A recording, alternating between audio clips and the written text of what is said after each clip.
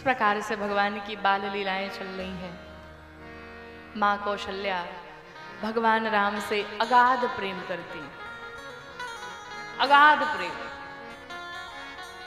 कि कबहू छंग कबहू बार माँ तो दुलारे कहीं प्रिय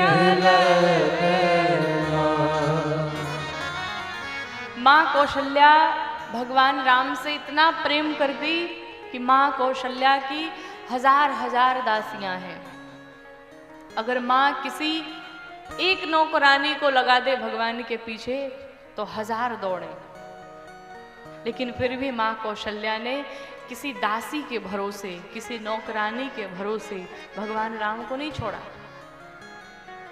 माँ कौशल्या भगवान राम का श्रृंगार स्वयं अपने हाथों से कर रही हैं, स्वयं भगवान का श्रृंगार करती, उनको खूब सुंदर से सजाती, उनको अपने हाथों से खिलाती। और आज हमारा समाज, यही समाज, यही लोग जो माँ बड़े प्यार से पाल पोस करके बड़ा करती, और वही बेटे माँ को वृद्धाश्रम लेके छोड़ आते हैं। आपने कभी विचार किया है क्या कि उस माँ को कितना कष्ट होता होगा, कितनी पीड़ा होती होगी? एक माँ के अगर 4 बेटे हो, 4 नहीं महाराज, अगर 10 बेटे भी हो ना, तो भी उस माँ को कभी बोझ नहीं लगता कि हमारे इतने बेटे हैं, कैसे हम क्या करेंगे। वो जितना रहता है उतना ही में अपने बच्चों का पालन पोषण करती है। लेकिन वही बच्चे अगर बड़े हो जाते हैं ना, तो उन 4 बेटों से ही एक माँ सिर्फ नहीं पाली जाती है। बड़ा कहता छोटे के पास जाओ, छोटा कहता बीच वाले के पास जाओ। बुढ़ापे में ये स्थिति हो जाती है। माँ अपने बच्चों का लालन पालन, किसी के घर में जाकर के बर्तन धुल के, किसी के कपड़े धुल के, किसी का भोजन बना करके एक माँ अपने बच्चे को पढ़ाती लिखाती है।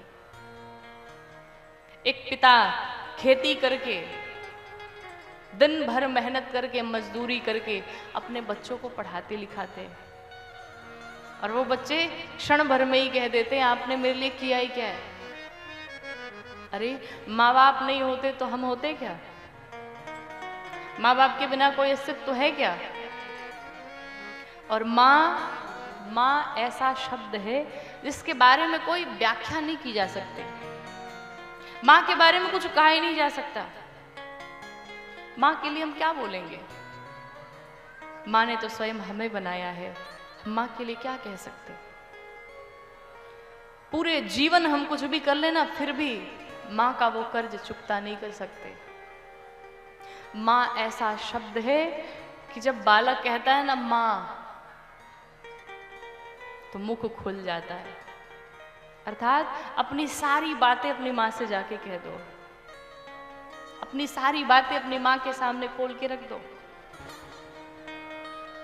माँ एक ऐसी जीव है, एक ऐसी प्राणी है कि माँ ने इस पूरे संसार को बनाया है, माँ ने इस पूरी सृष्टि को बनाया है। माँ के जैसा संसार में कोई नहीं हो सकता। और चाहे कोई कितनी भी पढ़ाई कर ले, कितनी भी पढ़ाई कर ले, लेकिन माँ जैसा पढ़ा लिखा कोई नहीं हो सकता। क्यों? माँ अपने बच्चों के चेहरे को ही देख करके जान जाती है आज हमारे बच्चे को क्या कष्ट है, आज हमारे बच्चे को क्या पीड़ा है। बच्चे चाहे माँ के सामने खूब खुश रह ले, लेकिन माँ चेहरा पढ़ के जान जाती है आज इसे कोई ना कोई परेशानी जरूर है, ये इसे दुख जरूर है, ये कुछ ना कुछ छिपा जरूर रहा है। माँ ऐसी होती है। माँ तो ऐसी होती है महाराज कि माँ अपने बच्चों के लिए पिता से भी लड़ जाती है। माँ सब कुछ न्यौछावर करने को तैयार रहती है, लेकिन उसके बच्चे को कोई क्षति नहीं पहुंचनी चाहिए। लेकिन फिर भी उसी माँ को हम इतना कष्ट देते हैं। और जीवन में आप चाहे जितना पुण्य कर लीजिए, जितनी तपस्या कर लीजिए, दान पुण्य कर लीजिए, लेकिन जो लोग अपने माँ बाप को कष्ट देते हैं वो नाली के कीड़े बनते हैं, उन्हें वो दंड भुगतना पड़ता है।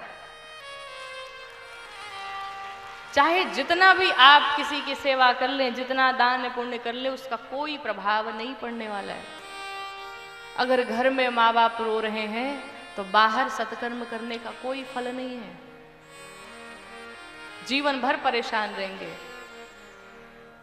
इसलिए महाराज अपने माँ बाप को कभी कष्ट ना पहुंचाइए। भगवान की पूजा अगर बंद करनी हो तो बंद कर दीजिए, कथाएं सुनना बंद करनी हो तो बंद कर दीजिए, लेकिन कल से ही अपने माँ बाप की सेवा करना शुरू कर दीजिए। अपने माता पिता का सम्मान करना शुरू कर दीजिए। और भगवान आपके तभी आपसे प्रसन्न रहेंगे जब घर के भगवान आपसे प्रसन्न होंगे। घर का भगवान रो रहा हो और आप बाहर मंदिर वाले भगवान को मनाने चलें तो संभव नहीं कि वो प्रसन्न हो जाए। इसलिए जब तक आपके जीवन में माँ बाप हैं तब तक उनसे प्रेम कर लीजिए, क्योंकि जिसके सर से माँ बाप का साया हट जाता है उसे पता चलता है माँ का दर्द क्या होता है। जब तक वो रहते तब तक उनकी अहमियत नहीं पता चलती, जाने के बाद समझ में आता है हमने क्या खोया।